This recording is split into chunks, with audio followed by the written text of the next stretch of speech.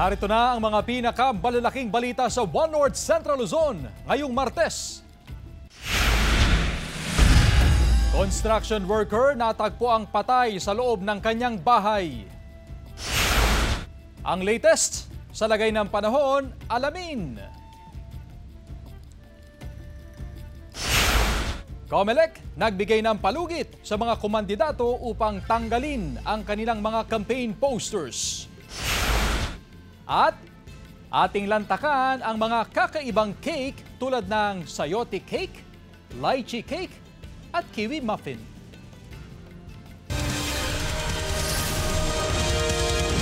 Ito ang GMA Regional TV, One North Central Luzon. Magandang hapon, ako si Chris Zuniga. Mga kapuso, mahigit sa 20 pesos na minimum rate na taas singil sa tubig ipatutupad sa susunod na buwan sa Mangaldan, Pangasinan. Giit kasi ng MAWAD na napapanahon na ang taas singil sa tubig dahil din sa pagtaas ng singil sa kuryente at mga produktong petrolyo. Narito ang report ni Jasmine Gabriel Galban. Umaabot sa mahigit 20 cubic meters ang buwan ng konsumo sa tubig ng pamilya Pagaduan mula sa Mangaldan, Pangasinan. Kada buwan, naglalaro sa 250 pesos hanggang 350 pesos ang kanilang bayarin sa tubig. Maaga siya nagbayad ng water bill kaninang umaga sa Mangaldan Water District. Kasunod nito, nag-abiso na rin sa kanya ang MAWAD sa implementasyon ng taas singil simula sa susunod na buwan. Okay lang naman po kung hindi naman mataas. Okay sa budget, ganun. Kasi kailangan lang naman na yung tubig eh. Epektibo sa buwan ng Hunyo, magpapatupad ng taas singil sa tubig ang MAWAD. Mula sa dating 125 pesos na minimum water rate, tataas ito sa 147 pesos and 50 centavos. Mayroong dagdag na 22 pesos and 50 centavos sa minimum rate ng tubig. Ibig sabihin, kung ang monthly water bill ng isang pamilya ay 10 cubic meters, mula sa dating water bill na 125 pesos ay magiging 147.50 na ito. Idadagdag pa rito ang 2% franchise tax sa monthly water bill. Opo, series po yan ang request ng dire-diretsyong request from Luwa to MAWAD. And finally, March 2025, na-approve yung water rates increase. Ayon sa pamunuan ng MAWAD, napapanahon na ang taas singil sa tubig. Taong 2013 pa huling nagpatupad ng taas singil sa tubig ang MAWAD. Taong 2022, nang hilingin ng MAWAD sa Local Water Utilities Administration ang 150 pesos na minimum water rate o 25 pesos na dagdag sa minimum water rate. Nitong March 2025 lang nang maaprubahan ng luwa ang petisyon ng MAWAD. Kasama si Henry Duminsil, Jasmine Gabriel Galban, One North Central Luzon. Atin namang alamin ang reaksyon ng ilang tsuper at motorista sa panibagong oil price hike na ipatutupad ng ilang kumpanya ng langis. Nakatutok live si Jasmine Gabriel Galban. Jasmine? Chris, tuloy-tuloy pa rin yung oil price adjustment na ipinapatupad ng mga kumpanya ng langis sa buong bansa. At ngayong linggo nga lamang, actually ngayong araw, ay nagpatupad ng halos 2 pisong oil price increase sa produktong petrolyo. 1 peso and 70 centavos sa diesel, 1 peso and 20 centavos sa gasoline, habang 1 peso and 20 centavo naman sa kerosene. Ngayon, Chris, alamin natin kung kumusta ba o ano ba yung reaksyon dito ng transport sector. Kaugnay pa rin siyempre sa tuloy-tuloy na oil price adjustment na ipinapatupad ng mga kumpanya ng langis. So pulsuhan natin yung mga transport sector, kagaya na lamang ng mga nakahilera dito nga sa Perez Boulevard na mga tricycle driver. Kung kumusta ba yung kanilang sitwasyon kasabay nga ng tuloy-tuloy na oil price adjustment na ipinatutupad ng mga kumpanya ng langis. Sir, magandang hapon po sa inyo. Live tayo sa One North Central Luzon. Kumusta ho, sir, ang pamamasada ho natin sa ngayon? Pahirapan nga yung madam. Oo. Mas lalo ganito, traffic. Okay. Sayang naman yung inikita namin, kukunti lang maghapon. Oo. Lalo na ngayon, sir, dahil ngayong araw lamang ay nagpatupad ng increase sa produktong petrolyo, taas presyo, sir, no? Gaano ho yun nakaka-apekto, sir, sa inyo sa pang-araw-araw ninyong pagbiyahe? Malaking bagay, madam. Nawawala sa amin yun. Yung kinikita, parang napupunta na sa gasolina, madam. Oo. Tapos dagdag pa itong traffic. Oo. Hindi... Siyempre, kapag traffic, mas mataas yung konsumo ninyo ng gasolina. Yes, ma'am. Oo. Dati maghapon, 100. Ngayon, baka papatak ng mga 50. 100 150, di, mga 200, ganun. Pag ganito, di, mas lalo di sa Rizal, di traffic, one way lahat. Lahat ikot. Okay. Anong pangalan ho ninyo, kuya? Ganda di sila.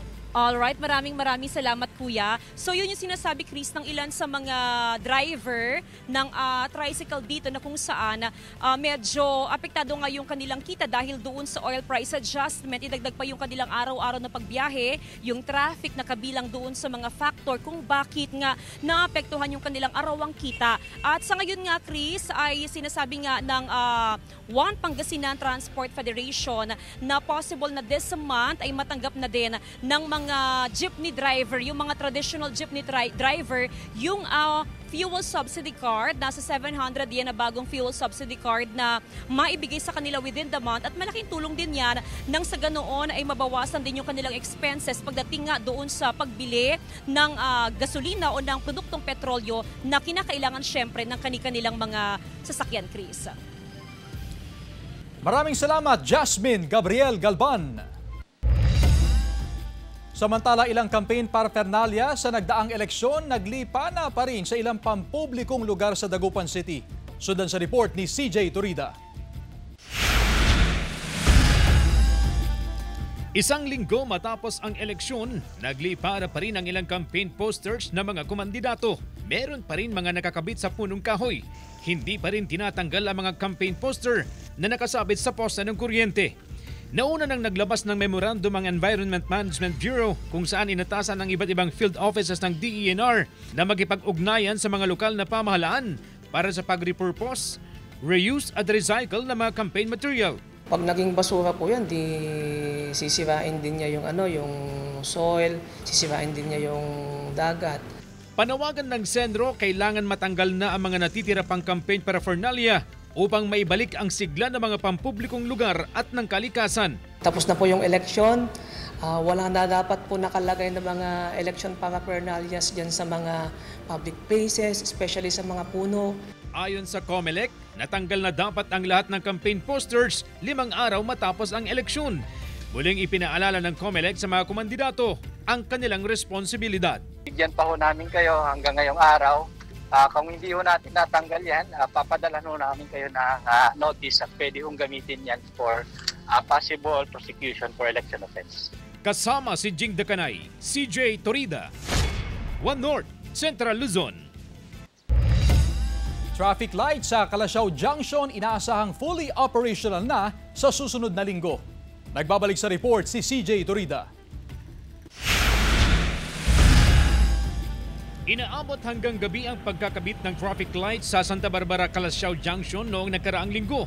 Ngayon, kumpleto na ang traffic lights, traffic counter, pedestrian traffic signals at ang mga CCTV na magsisilbing vehicle detector na kusang mag-a-adjust at mag-control ng traffic signals pagsapit ng dilim. Bago po yan, ita-traffic study mo muna namin po to. So, ang mga bagong feature namin ay yung push button. So, ang purpose ng push button na to ay possible na kapag tatawid ang isang tao, pipindutin mo lang to. So, possible magi-green si pedestrian. Bukod sa traffic lights, nag-install na rin ng bagong reflectorized signages. Maglalagay rin ng pedestrian marks sa kalsada.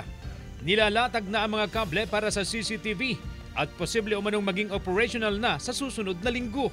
So, ang kulang na lang nito is yung supply ng kuryente. So, pag once na meron supply ng kuryente, possible next week. So, sa next week na yon, magka-countdown ng mga 2 weeks yung traffic study namin. Once na okay na, pwede na po siya operate ng araw-araw in 24 hours. Magtatalaga pa rin ang traffic enforcers kahit maging operational na ang traffic lights. Lalo't sumisikip daw ang daloy ng trapiko tuwing rush hours. Mayroon pang maiwan siguro dito sa junction na puso. Kasi hindi naman pwedeng umasa na lang sa traffic lights. Mga kanto-kanto na lang siguro yung mga puso natin dito, manghihila ganun. Mas maganda yung may traffic lights para masusunod yung pag may mag-go-go, wala yung yung parang papabulan. Kasama si Ron Taniedo, CJ Turida, One North, Central Luzon.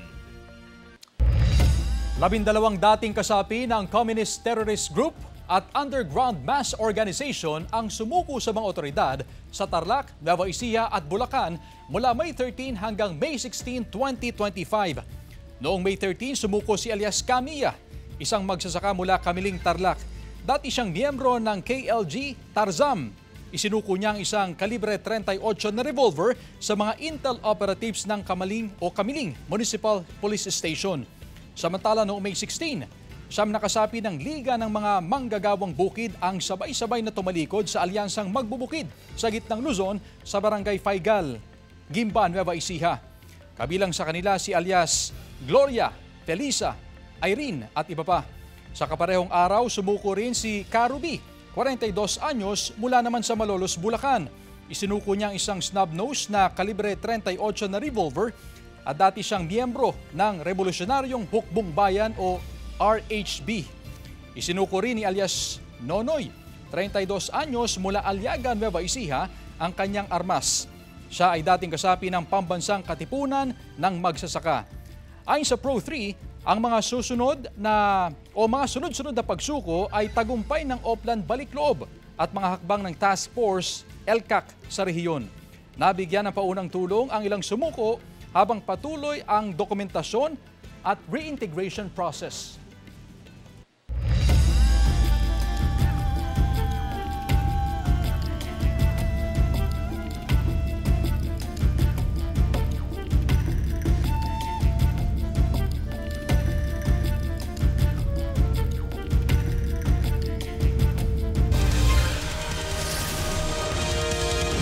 Ito ang GMA Regional TV, 1 North Central Luzon.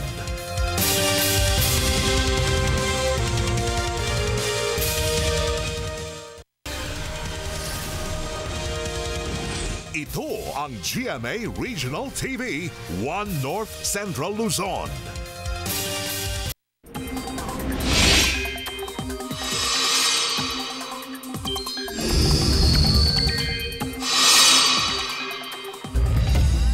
Mga kapuso, isang bagong low-pressure area ang nabuo kahapon sa loob ng Philippine Area of Responsibility. Pero saglit lang itong nanatili sa ating boundary at agading lumabas kaninang umaga. Huli itong namataan ng pag-asa sa layong 480 kilometers west-southwest ng Puerto Princesa, Palawan. Mababa pa rin ang tsansa nitong maging bagyo sa loob ng 24 oras. Intertropical Convergence Zone o ITZZ at easterlies pa rin ang patuloy na makakaapekto sa ating bansa. Base sa datos ng Metro Weather, mataas pa rin ang tsansa ng ulan sa ilang bahagi ng Northern at Central Luzon. May malalakas na ulan, lalo na sa Ilocos Region at Quirino. Posible rin ang ulan sa ilang pang bahagi ng bansa. Natagpo ang patay sa loob ng bahay ang isang construction worker sa Barangay San Ramon, Bintar, Ilocos Norte. Ang biktima ay 55 anyos na mag-isang nakatira sa kanyang bahay. Ayon sa pulisya, nakita ito ng kanyang kapatid kaya agad na ipinaalam sa PNP. Agad naman itong nirespondihan ng pulisya at ng RHU. Sa inisyal na investigasyon, madalas daw na nakainom at may iniindang sakit na hypertension ang biktima. Base sa post-mortem examination, namatay ang biktima dahil sa cardiac arrest. Walang nakikitang foul play sa kanyang pagkamatay. Mga gun enthusiast na hindi pa nakakapagparehistro ng baril dumagsa sa Altov Caravan sa Dagupan City. Tutukan sa ulat ni CJ Turida. Bagamat may satellite offices ang Regional Civil Security Units ng PNP sa iba't ibang lugar, wala raw kinakandak ng neuro at drug test doon para sa mga kukuha ng lisensya ng baril at magre-renew ng gun registration. Kaya tuloy ang pag-iikot ng RCSU sa mga lugar upang magsagawa ng license to own and possess firearms and firearms registration o LTAP caravan. Sa Dagupan City, dagsa mga gun enthusiasts sa isinagawang caravan. Nailalapit natin yung serbisyo ng gobyerno sa mga kababayan natin dito sa Pangasinan, lalong-lalo na yung mga gun enthusiast. All-in-one dahil narito na ang neuropsychiatric examination at drug test sa mga kukuha ng lisensya at magpaparehistro ng baril. Para makita natin or ma-assist po ng psychologist namin sa taas kung sila po ba ay capable. Mula sa Alaminos, bumiyahe sa Dagupan ng 49 anyos na seaman na si Menrado upang magproseso ng dokumento. First time daw niyang magkaroon ng baril. For protection lang para sa atin, sa pamilya natin, lalo sa pagtatravel natin kasi ngayon hindi naman tayo masyadong kumpiyansa sa mga kahit wala tayong kalaban. Hindi mo alam yung mga masamang elemento. Bago mabigyan ng LTAP ang mga gun owner, kailangan din nilang sumailalim sa gun safety seminar. How to handle proper handle a gun, saka yung kung paano talaga gumamit ng barel. Ayon sa RCSU, marami pa rin daw ang unregistered firearms sa Region 1, kaya puspusan din ang kanilang pagsasagawa ng firearms registration caravan. Panawagan ng otoridad sa mga may-ari ng baril na magparehistro na upang makaiwas sa revitalized katok o operasyon ng PNP kontra sa mga ito. Kasama si Jing Dakanay, CJ Torida, One North, Central Luzon. Samantala, pag-i-issue ng voter certification ng COMELEC ipinagpatuloy na ngayong araw. Nakatutok Jasmine Gabriel Galban. Simula ngayong araw, ipinagpatuloy na ng Commission on Elections o COMELEC ang pag-i-issue ng voter certification sa mga botante. Ito'y matapos ang 13 araw na pansamantalang suspensyon ng issuance ng voter certification para bigyang daan ang katatapos na national midterm elections. May message na rin kami sa lahat ng GC ng munisipyo, PIO, para alam na nila na tuloy ay start na bukas ulit yung continuation ng releasing ng voter certification. Nakahanda ang COMELEC Mangaldan sakaling dumagsa ang mga botante na kukuha ng voter certification. Karaniwan kasing umaabot sa hanggang 10 kada araw ang kumukuha ng voter certification. Nagsisilbi itong valid ID sa kanilang mga transaksyon. During the prohibition, may mga kumukuha, isa, dalawa, tatlo, gano'n lang naman. Malaking bagay naman para sa mga botanteng gaya ni Arjin ang pagpapatuloy ng issuance ng voter certification. Importante po siya kasi po, sa akin po na wala pa pong valid ID, pwede ko po siyang gamitin to every transactions that I have na kailangan po ng valid ID po. Bukas ang COMELEC Mangaldan sa pag-i-issue ng voter certification simula alas 8 ng umaga hanggang bago mag alas 5 ng hapon. Kasama si Henry Duminsil, Jasmine Gabriel Galban, One North, Central Luzon. Tumama ang Mexican Navy ship na yan sa Brooklyn Bridge sa New York sa Amerika. Ang insidente nakuhanan ng isa sa mga naroroon. Kita sa video na nasira ang mga mast ng barko. Ayon sa Mexican Navy, 2 ang namatay at 22 ang sugatan. 19 naman sa kanila ang isinugod sa ospital. Ayon sa New York Police, mechanical issue ang posibleng dahilan ng insidente. Wala na silang ibinigay na iba pang detalye kaugnay nito habang iniimbestigahan pa ang insidente. Ilang magsasaka sa Mangaldan, Pangasinan nagsimula ng ihanda ang kanilang mga sakahan para sa pagtatanim ng palay. Ang detalye sa report. Sinimulan ng araruhin ng sakahan na ito sa Barangay Lanas, Mangaldan, Pangasinan. Sa huling linggo ng Mayo, sisimulan na rin ang pagtatanim ng binhi. Ayon sa mga magsasaka, malaking bagay ang naranasang pag-ulan kaya madali na lang daw ang pag-araro sa bukid. Pero yung tubig naman namin dito sa kanal ng irigasyon, hindi naman natutuyo na yun. Hanggang mula noong pagkatapos ng sikangrap hanggang ngayon, may tubig naman itong irigasyon namin. Oo. Panawagan ng Mangaldan Municipal Agriculture Office sa mga magsasaka, hintayin ang ilalabas na cropping calendar ng National Irrigation Administration para hindi magkaproblema sa patubig na gagamitin sa mga sakahan. Kung maaga raw na magtatanim ang mga magsasaka, posible silang malugi kung kukulangin ang patubig. Ina-advise din natin sa mga magsasaka na hintayin ang bibigay na cropping calendar mula sa National Irrigation Administration para hindi tayo magka-problema sakali mang walang pumatak na ulan, at least may sigurado tayong source of irrigation water. Kadalasan, sa Hunyo nagpapakawalan ng patubig ang NIA sa mga irrigation canal. Ito'y para masuportahan ng patubig sa libu-libong hektaryang taniman ng palay sa Pangasinan. Kasama si Daryl Peralta, Jasmine Gabriel Galban, One North, Central Luzon.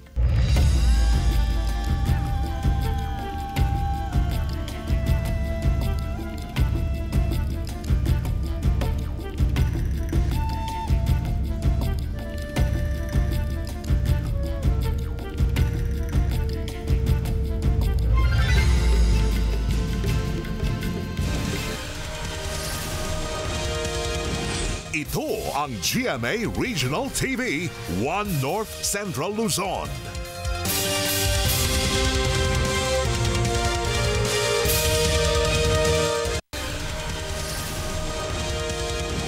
Ito ang GMA Regional TV, 1 North Central Luzon. Ikawalong anibersaryo ng pagpangalan sa Benham Rice bilang Philippine Rice, inalala ng AFP. Narito ang report.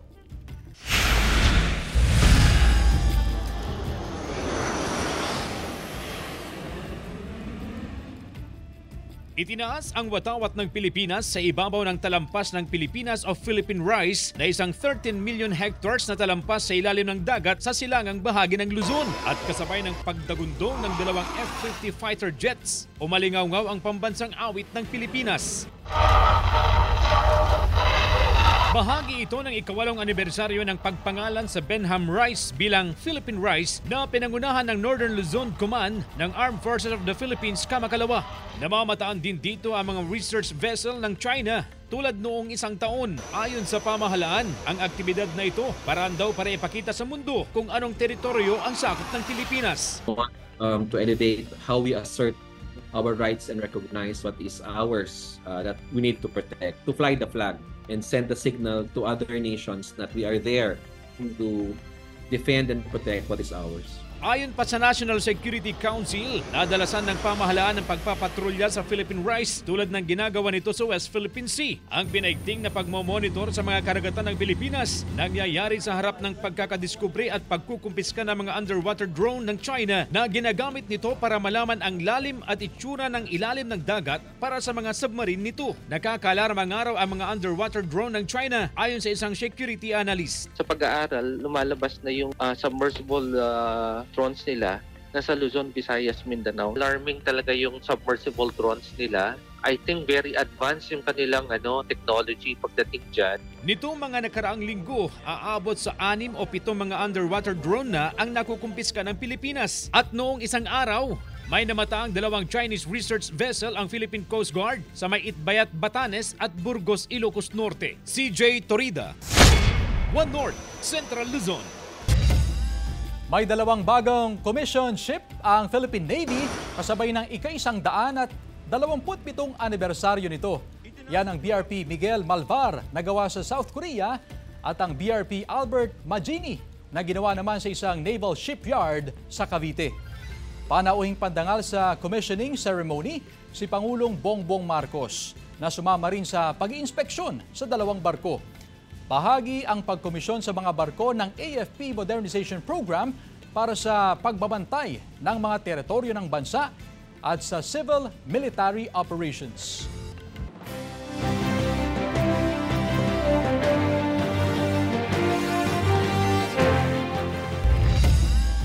Eleksyon 2025 coverage ng GMA Network, pinakatinutukan on-air at online. Narito ang report.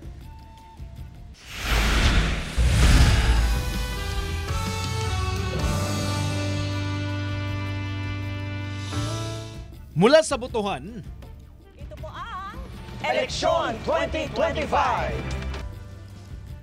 Hanggang sa bilangan. Susilipin na natin ang partial unofficial count as of 5:48. Hanggang sa proklamasyon ng mga nanalo sa iba't ibang posisyon sa lokal na pamahalaan. Inihatid ng GMA Integrated News ang pinakamalawak, pinakakomprehensibo at pinakapinagkakatiwalang election coverage noong Lunes, May 12 hanggang 13 sa telebisyon, radyo at online. Pinakamataas sa posisyong iboboto ngayong eleksyon ang 12 senador. Tinutukan ng buong puwersa ng GMA Integrated News ang sitwasyon sa iba't ibang panig ng bansa para sa 32 oras na tuloy-tuloy na pagbabalita na pinangunahan ng pinakapinagkakatiwalang anchors at reporters. Katuwang din ang pinakaginagalang na mga media group, kumpanya at institusyon sa pagtitiyak na dapat totoo ang mga balita at impormasyon. Muling pinagtibay ng GMA Network ang posisyon nito bilang leading news authority sa bansa dahil ang eleksyon 2025, the GMA Integrated News coverage, most watched on air at online. Base sa Nielsen Philippines TV audience measurement data para sa May 12 hanggang 13, Nakakuha ng combined people rating na 4.2% sa urban Philippines ang election coverage ng GMA Integrated News na umere sa GMA at GTV. Nakapagtala rin ang election 2025 the GMA Integrated News coverage ng combined reach na 23.5 million viewers sa total Philippines. Pero di lang sa telebisyon sinubaybayan ng mga manunood ang marathon coverage ng GMA Integrated News. Online ang election 2025 ng GMA Integrated News ang pinili ng netizens na source of news and information. Batay sa Global Video Measurement and Analytics Platform na Tubular Labs, nakapagtala ang live stream ng election 2025 the GMA Integrated News coverage ng kabuuang 112 million views across online platforms. Gabi ng eleksyon, Luzon, Visayas at Mindanao. Namayagpag ang GMA sa primetime noong araw ng eleksyon, May 12. Ang flagship newscast nito na 24 oras, nakapagtala ng combined people rating na 12.9%. Ang lahat mo nang yan, bahagi ng aming mas malaking misyon at malawak na paglilingkod sa bayan. Maraming salamat sa inyong tiwala, mga kapuso. Dapat totoo sa eleksyon 2025. CJ Torida, One North, Central Luzon. At mga kakaibang cake tulad ng sayote cake, lychee cake at kiwi muffin, ibinida sa kauna-unahang cake picnic at Pangasinan. Ating tikman sa report. Lemon blueberry cake, carrot cake, Oreo chocolate cake, red velvet, ube chiffon. Name it, they have it. Meron din cream caramel cake, matakam sa banana matcha cake, at ube makapuno cake. Caramel leche flan ba ang hanap mo? Abay, sagot ka ng grupo. Ilan lamang ito sa mahigit 100 cakes na ibinida sa kauna-unahang cake picnic at Pangasinan na ginanap sa Urdaneta City noong Biyernes. Dinaluhan ito ng nasa 100 na home bakers mula sa iba't ibang lugar sa Pangasinan. Kasama rin ang mga cake shop at coffee shop owners sa tinawag nilang sweetest event ng Pangasinan Bakers Club. We got to explore different flavors. Meron pong isa sa mga pinag-usapang flavor doon yung sayote cake and merong lychee cake. Hindi nga raw nila naisip na pwede pala ang sayote at lychee na maging cake.